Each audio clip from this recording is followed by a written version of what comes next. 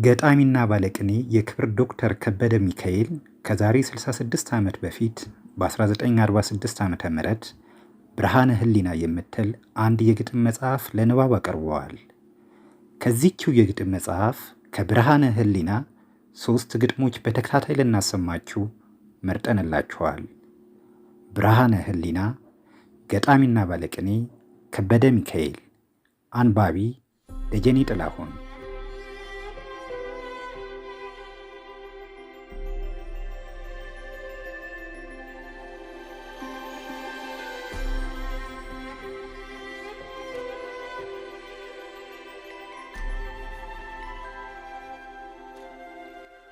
ዓለምና ጊዜ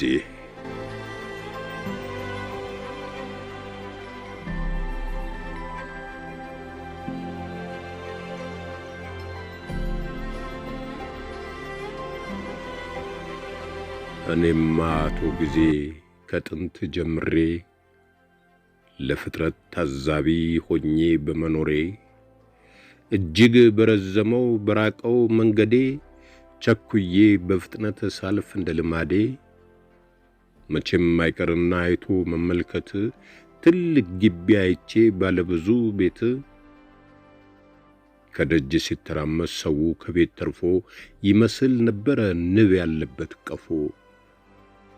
የአጥሮቹ አሰራር የግቢውም መድመቅ የቤቶቿ በዛዝ በጣም የሚደንቅ እንደዚህ ግቢውን ሰርቶ ያሳመረ ማን ይሆን አልኩና ከዚህ የሰፈረ ደንቆኝ ስመለከት በጣም ተገርሜ ሰው አገኘውና አልኩት በል ወንድሜ የዚህ የውብ ግቢ ባለቤቱ ማን ነው?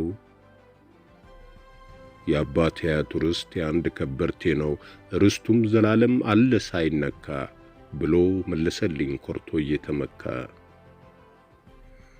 ብዙ ትውልድ አልፎ ለትውልድ ደርሼ ደግሞ በዚያው መንገድ መጣው ተመልሼ። ከዚያ ካጥር ግቢ ከዚያ ሁሉ ቤት ከቁመቱ ርዝመት ከጎኑ ስፋት አንድ ድንጋይ እንኳን ጠፍቶ ምልክት ያ ያየሁት ሁሉ እንዳልነበር ሆኖ ከግቢው ቦታ ላይ አየሁ ትልቅ መስኖ። የለመለመበት አንድ ትልቅ ጨፌ ተመለከትኩና ሊሄድ ስላልፌ አንድ ትልቅ ዛፍ ስር ተጠግቶ ጥላ አንድ እረኛ አገኘው ከብቶች ሳር ሲያበላ። እንደዚህ ያለ ሳር የበቀለበት ከመቼ ወዲህ ነው ብዬ ጠየቅኩት። እሱም ቁጭ እንዳለ ቀና ብሎ አይቶኝ ዘላለም ለከብቶች ግጦሽ የሚገኝ ከዚህ ከመስኖ ነው ሲል መለሰልኝ። ብዙ ትውልድ አልፎ ለትውልድ ደርሼ ደግሞ በዚያው መንገድ መጣው ተመልሼ። መስኖም ጠፋና ጨፍነቱ ቀርቶ ከመስኩ ቦታ ላይ ከተማ ተሰርቶ የቤቱ መበርከት የመንገዱ ማማር የከተማው ጥዳት የግንቡም አሰራር የሕዝቡም ማበዛዝ የገበያው መድመቅ ታይቶ ማይጠገብ እጅግ የሚደንቅ ያማረች ከተማ የጥበብ መዝገብ ጠንተው የቆሙባት አዋጅና ደንብ ውበቷን አድንቄ ስመለከታት ዕድሜው የጠና ሰው አግኝቼ ድንገት መቼ ነው የተሰሩት ብዬ ጠየቅኩት። እሱም መለሰልኝ በጣቱ አመልክቶ ይህች ትልቅ ከተማ ከጥንትም አንስቶ መልኳ እየታደሰ ውበቷ እያበራ ይኖራል ዘላለም ስልጣኗ እንደኮራ። ብዙ ትውልድ አልፎ ለትውልድ ደርሼ ደግሞ በዚያው መጣው ተመልሼ። ከዚያች ከከተማ ጠፍቶ ምልክት አየው ከዚያ ቦታ ጫካ በቅሎበት ሲተራመሱበት ጅብ ነብር አንበሳ በየአይነቱም አውሬ አዋፍ እንስሳ ሁሉም በየቋንቋው ድምጡን እያሰማ ለጫካው ሲሰጡት የሚያስፈራ ግርማ። የዛፉ አበዛዝ የአውሬው መበርከት እጅግ አስደናቂ ሆኖ አገኘሁት። ደኑን ተመልክቼ እያየው ሲሄድ አገኘሁ ያገር ሰው ድንገት በመንገድ። ዛፍ እንጨቱ በቅሎ ጫካው የደመቀው ከመቼ ወዲህ ነው ብዬ በጠይቀው ትክ ብሎ እያየ ጫካ ጫካውን እንዲህ መለሰልኝ እሱም ተራውን። ይህም መጠየቅህ እንግዳ ነህ ለካ፣ ጥድ የሚበቅልበት ግራርና ዋርካ ጥንቱንም ደን ነው የዘላለም ጫካ።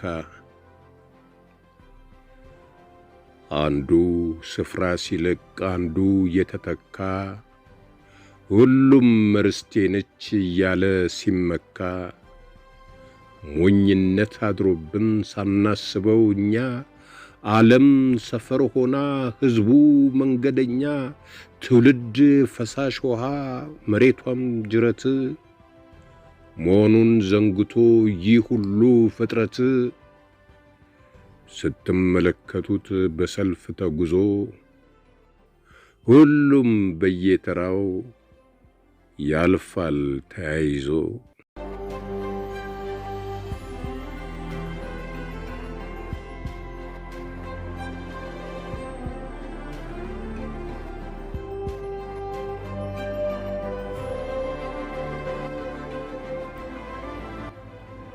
የሰው ጠባይ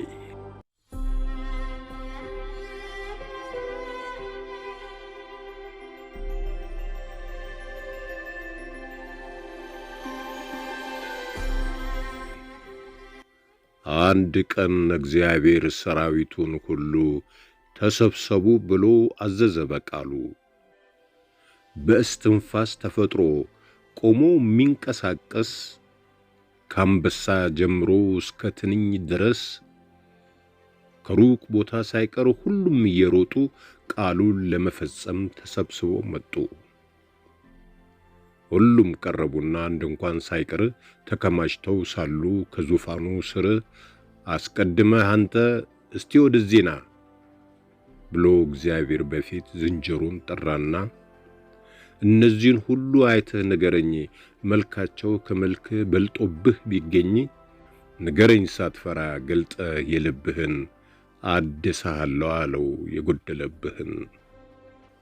ዝንጀሮ መለሰ አቤቱ ጌታዬ፣ ፊቴና ደረቴ እጅና ጭራዬ ውብ ሆኖ ተሰርቷል ምን ጎደለው ብዬ፣ ምን ያስቀየምና ምኑን ልለምን፣ እንደቀሩት ሁሉ እግር የለኝምን? ይልቅ አቶ ጅብም ብታድሰው ምን ነው፣ አፉ በጣም ሰፊ እግሩም ማንካሳ ነው። ቀርቦ ቢጠይቁት ጅብም ተጠራና ምን ጎደለብኝ ያለ መልኬ ሁሉ ደና፣ ይልቅ እንደገና ዝሆን ተመልሶ እጅግ መልካም ነበር ቢፈጠር ታድሶ።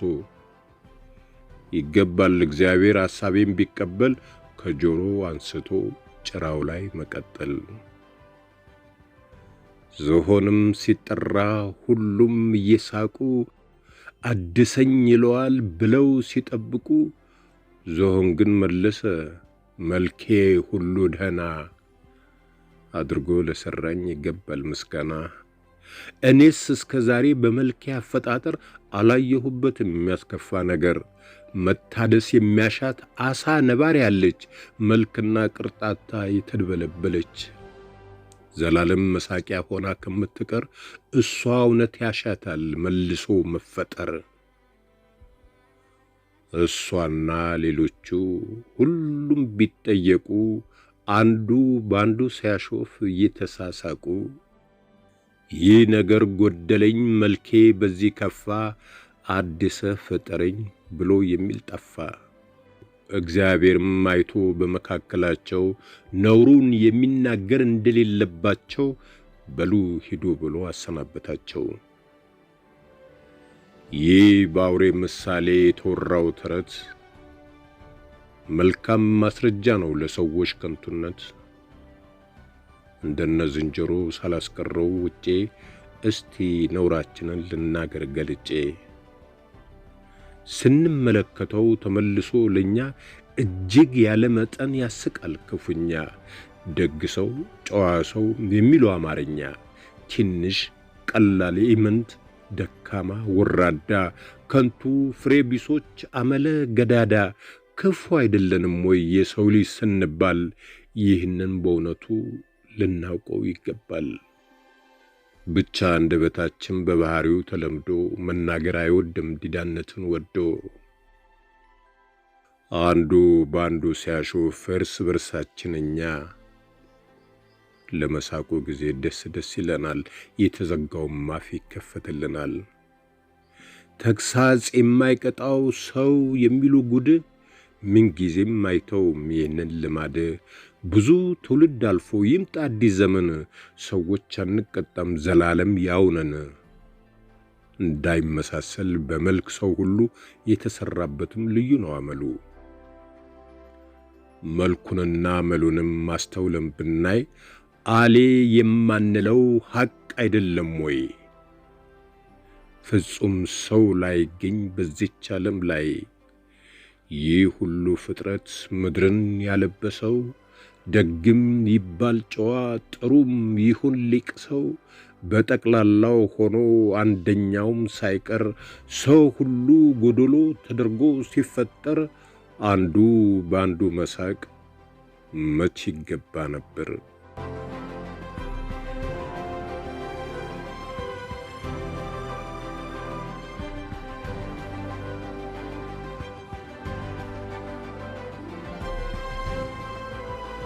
የግፈኞች ፍርድ።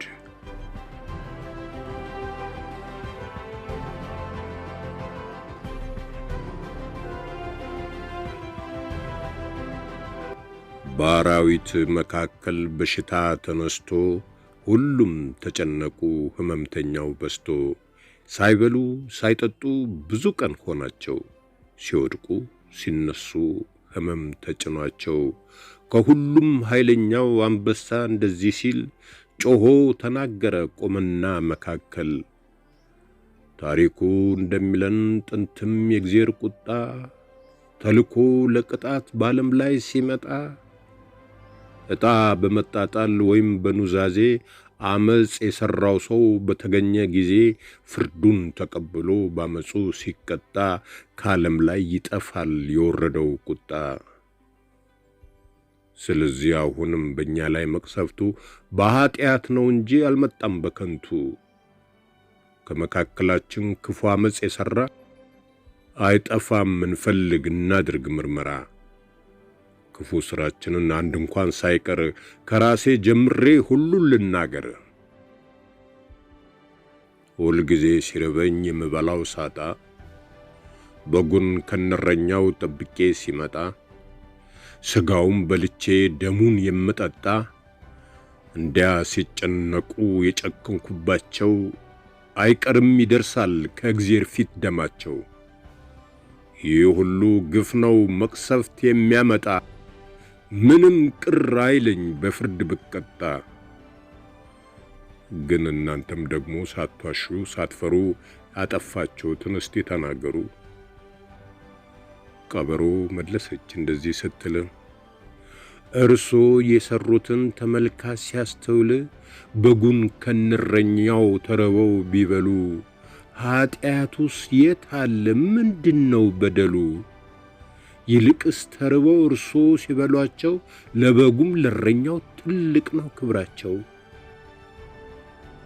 ዝሆንና ነብር ጅብና አውራሪስ ቀጥለው በተራ ያጠፉትን ነፍስ ያፈሰሱትን ደም አንድም ሳይደብቁ ይህንን ሰርተናል ብለው አስታወቁ። ግን ከአደባባዩ የነበሩት ሁሉ ፈርተው በትክክል መፍረድ ስላልቻሉ ጥፋታችሁ በጣም ቀላል ነው እያሉ ምንም ሳይወቅሷቸው እንኳንስ ሊቀጡ ቀላል ነው አሏቸው። ሁሉም ነፃ ወጡ። አህያ ብቅ አለች ከሁሉም በኋላ ትናዘዝ ጀመረ እሷም እንዲህ ብላ አንድ ቀን ተጭኜ ደክሞኝ ስንገላታ ጌታዬ ሲነዳኝ በዱላ እየመታ ግጦሽ ሳር አይቼ ቢረበኝ ጎረስኩ ያውም አንድ አፍ እንጂ ሌላም አልደገምኩ። እርግጥ ነው አውቃለሁ መሆኑን የሌላ ግን ሰይጣን ገፋፋኝ ሰርቄ እንድበላ። ይህንን ሲሰሙ ሁሉም አንድነት የስድብ የርግማን የቁጣ መዓት እያከታተሉ አወረዱባት። ቀበሮም ተነስታ ያላንዳች ምረት አንቺ አመዳም ርጉም ከካም ፍጥረት ለካ ባንቺ ጦስ ነው ይህንን በሽታ በሁላችንም ላይ ያመጣብን ጌታ። እንዴት ትደፍሪያለሽ የሰው ሳር ለመብላት? ሞት ነው ሌላም አይደል የሚገባሽ ቅጣት ብላ በሁሉም ስም ጨረሰች ተናግራ። ፍርዱም በዚህ ቆመ አለቀ ምርመራ። እዚያ የነበሩት የምድር አራዊት አዎ አዎ ብለው ይገባታል ሞት፣ ምስኪኗን አህያ ተከፋፈሏት። እውን የሷ አመጽ ነው የፈጣሪን ቁጣ በአራዊት ሁሉ ላይ ጎትቶ ያመጣ። ከተናዘዙትስ ከአራዊቶች ውስጥ የሷ አመጽ ኑሯል ወይ በእውነት የሚበልጥ? ያም ሆነ አልዳነችም እሷ። ትቀጫለሽ አሏት በሥጋ በነፍሷ። እነሆ በዓለም ላይ በዳኝነት ሥራ ጉባኤ ተደርጎ ሲጨረስ ምርመራ ፍጻሜው እንዲህ ነው ስናየው በእውነቱ መሥዋዕት የሆነ ደካማ ለብርቱ ያልታደለው ደሃ ይጠፋል በከንቱ።